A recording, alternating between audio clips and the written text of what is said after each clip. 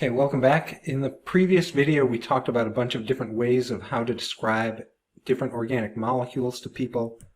We covered molecular formulas, we covered expanded structures, condensed structures, and skeletal structures. In this video we're going to talk about another way of describing organic molecules to people, and this is to give every different organic molecule its own special name. The good part about this is that it's clear. As long as you know the rules, it's clear, no one will be confused. The bad part about it is there are a lot of rules and no pictures, right? It's just going to be names. The formal name for what we're going to describe is called IUPAC naming. This is me pretending to be Oprah. You get a name, everybody gets a name, every molecule gets a name.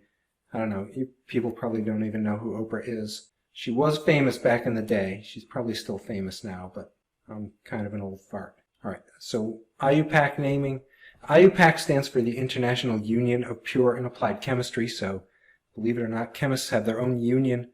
Mostly what they do is they make up rules for how to name molecules unambiguously so that nobody ever gets confused. You give a molecule a name, everybody knows what you're talking about as long as you know the rules. You've already seen some IUPAC names. Methane, ethane, propane, butane, etc. Those are IUPAC names. People came up with these names over 100 years ago, before IUPAC existed, but when IUPAC was formed and they made these rules, these names kind of stuck, and they said we're going to keep those names as part of the rules for naming organic molecules. So again, just to emphasize this, I have been showing you these two molecules over and over again in the previous videos. Both of them have the formula of C4H10. This one, it has an IUPAC name. Its IUPAC name is butane. This one has its own special name. Its IUPAC name is not butane. It's something else. You're going to learn the rules for how to give it a name. Before we do that, we're going to do a little bit of practice with skeletal structures. You should spend a minute, pause the video, and try to draw the skeletal structure for heptane. This should be a big clue here. Unpausing the video. Is that heptane? 1, 2, 3, 4, 5 carbons is not heptane. Is that heptane? Not quite. That's 6 carbons. That's hexane.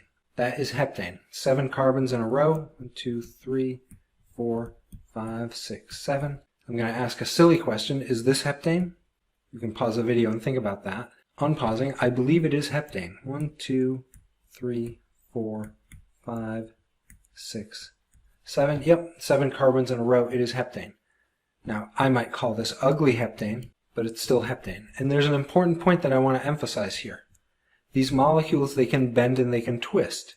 So this is perfectly valid heptane. People usually do not draw it that way because it's a little bit prettier to draw a straight zigzag line, if that makes any sense. But this thing that I drew here is still heptane because the molecules can bend and twist. Draw skeletal form of propane. Well, is this propane? Yes, it is, because propane has 3 carbons in a row. Is this propane? Yes, it is. Is this propane? Sure is. Is this propane? Still is.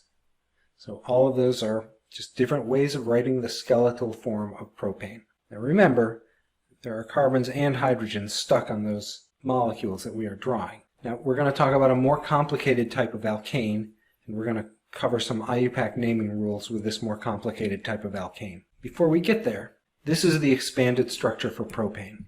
Propane has 3 carbons in a row. There's the 3. There's propane. Imagine that I could rip those 2 hydrogens off of propane. If I rip them off of propane, then this carbon over here would not have the correct number of bonds.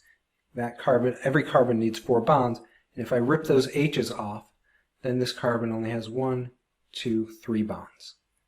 And same thing with this carbon on the other end. It's also missing a 4th bond. It only has 1, 2, 3.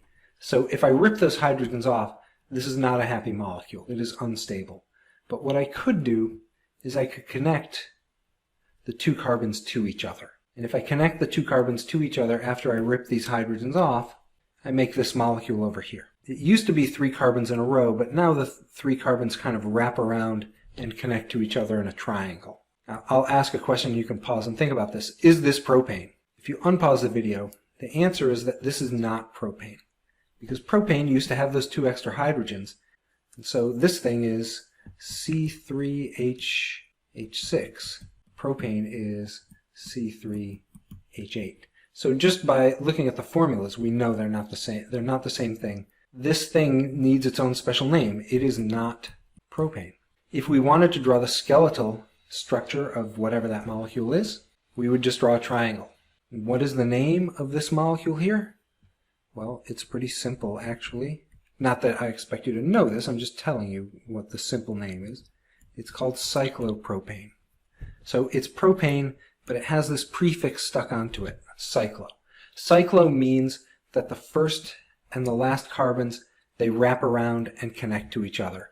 Cyclo basically means circle. I mean, I know this is not a circle, but you're sort of running around in a circle. So that's what this molecule is called. This is the expanded structure for cyclopropane. This is the skeletal structure for cyclopropane. So you can, hopefully you can sense a rule coming up. This is butane down here. It has 1, 2, 3, 4 carbons, so butane. And I'm going to do the same thing. I'm going to say, what if I ripped those 2 hydrogens off of butane? It would not be a happy molecule anymore. But what I could do to make it happy again, to give these 2 carbons on the ends 4 bonds, is I could connect them to each other. And if I connect them to each other, I make this square-looking molecule over here. This is not butane anymore. You can probably guess its name now. This is called cyclobutane, because it used to be butane, but this first carbon over here and the 4th carbon over there, they wrapped around and connected to each other. And when they wrap around, they make a little circle, and so we call it cyclobutane. And if you wanted to draw the skeletal structure for cyclobutane, maybe you draw that. Draw a diamond or a square. Maybe you understand my stupid joke, be there or be cyclobutane. Maybe you don't. I don't know. That's more dad jokes from me. All right. So here's some examples of cyclo or cyclic alkane molecules. You can pause the video and name them all. Unpausing the video, this is cyclopropane. This is cyclobutane because it has 1, 2, 3, 4 carbons. This is cyclopentane, 1, 2, 3, 4, 5 carbons wrapping around. And this is cyclohexane. So it has 1, 2, 3, 4, 5, 6 carbons wrapping around. There's our first rule with IUPAC namings.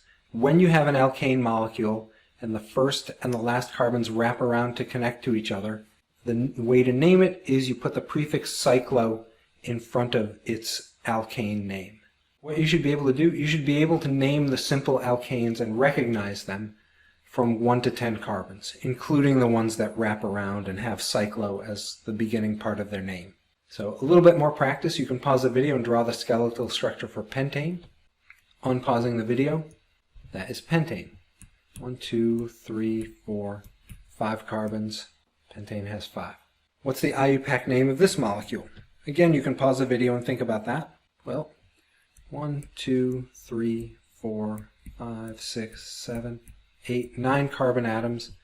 So the end part of the name is going to be nonane, because nonane has 9 carbons. But the carbons wrap around, so this molecule is called cyclononane. And that is the end of this video. This was basically an introduction into IUPAC naming. There are all sorts of rules. We are not going to cover all of the rules. We're going to cover some of them in upcoming videos, though. See you in the next video.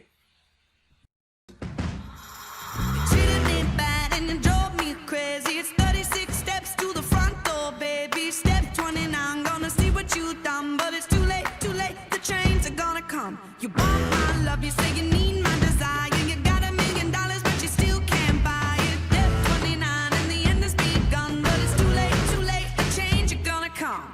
Love is blind, but now I see. I don't love you no more, I got 20/20.